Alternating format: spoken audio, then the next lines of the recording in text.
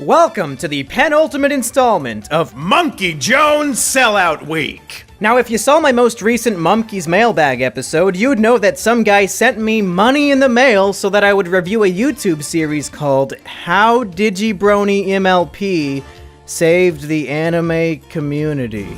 Oh, why? Why would you do that? Did I do something to hurt you? Are you a Muslim? Are you a communist? What did I do to deserve this? Well, folks, it looks like it's time to dust off the old Suicide-O-Meter! For those of you who don't remember, the Suicide-O-Meter is a ranking from 0 to 100, and the higher the scale goes, the more I want to kill myself. And if the scale ever hits 100, then I'm gonna fucking do it! But really, how bad could it be? It's a couple YouTube videos. What are they, like 5 minutes each? Oh my fucking god! Okay. If we're gonna survive this one, then we need to enter the maximum comfy zone! I'm talking lazy boy, bowl of popcorn, big mug of beer. Yeah, with all this, I can sit through anything for an hour. I'll just Chromecast that shit onto my TV and we'll be good to go. Alright, and play! You're not bad. The problem is that you're the only good one.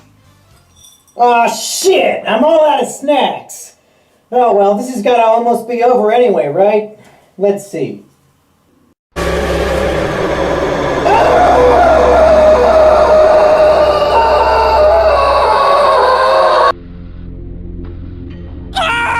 Alright, all memes aside, the videos aren't bad at all. In fact, they're actually very well produced and researched. First and foremost, the title of this video series is ironic. The purpose of these videos is actually to point out the various contradictions that Digibrony has made over the years in regards to what he considers to be good content on YouTube. The focus of the video is a drunken 30-minute rant that Digi uploaded back in March where he talks shit about all of the other anime YouTubers and declares himself to be the best one. The video takes statements from Digi's rant and juxtaposes them with other statements Digi has made in the past, and it's just fucking chock full of contradictions. But there's not really any reason for me to make a YouTube video summarizing someone else's YouTube video, because that's just kind of fucking lazy, but this does serve as a good jumping point for me to address something important.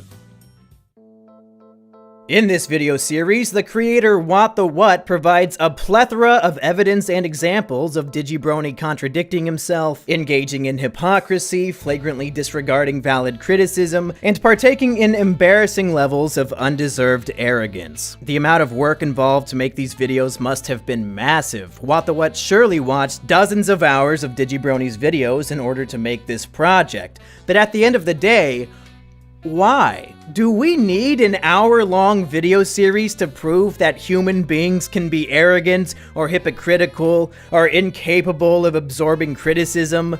No. The thing that a lot of people online seem to either forget or never understand in the first place is that we're all human beings. No matter how popular somebody is, no matter how many subscribers and viewers they have, they're still just a human being with a shit ton of flaws like the rest of us. A human being engaging in typical human behavior, in my view, isn't worthy of an hour-long analysis. Human beings are allowed to be arrogant, they're allowed to be hypocritical, they're allowed to go on drunken rants where they say a bunch of retarded bullshit. It's fine, it's to be expected, and I don't think it should be newsworthy that an individual person has human flaws. But the key word in that last sentence is should. It shouldn't be newsworthy, but it is, and the reason why isn't because of Digibrony, it's because of his fans. The reason why Digibrony's human flaws seem more interesting than some random guy on the street's flaws is because he has a large fan base. And as we all know, fan bases are terrible, and they often become religiously dedicated to the thing that they're fans of. It's how culture works. A group of people come together because they like a thing, and then they become tribal about it and want to protect and worship it. The problem isn't that Digibrony has human flaws. That on its its own is completely uninteresting. The problem is that Digibrony has a tribe of cultist followers that worship the ground beneath his feet and treat his word as the infallible word of God. But don't get me wrong, this isn't exclusively a problem with Digibrony's fanbase. It's a problem with every single fanbase on Earth, mine included. When fans are dedicated and loyal enough,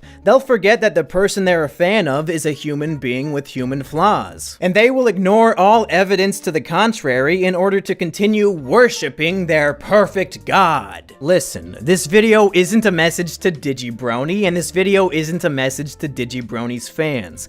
This is a message to everybody. Every single person watching at home. You're probably a fan of things. I am too. And what we as fans should actively try to do is avoid falling into the trap of forgetting that the person we're fanboying over is just a human being. They're not more valuable than us, they're not better than us, they're just human beings. And to treat them as if they're gods above us or as if they're bottom-feeding scum because they don't meet our expectations is just plain wrong. We're all human beings here, and it's important that we don't forget it.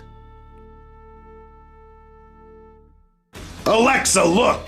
Monkey's suicide-o-meter is higher than ever.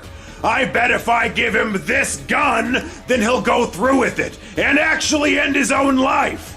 Then he'll never have to make a Patreon request video again, and he'll be all mine to play Mario Odyssey.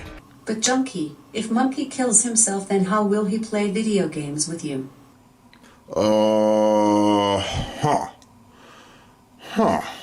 You know, I never really thought about it that way. Well, I wish you would have told me that sooner. I already gave him the gun.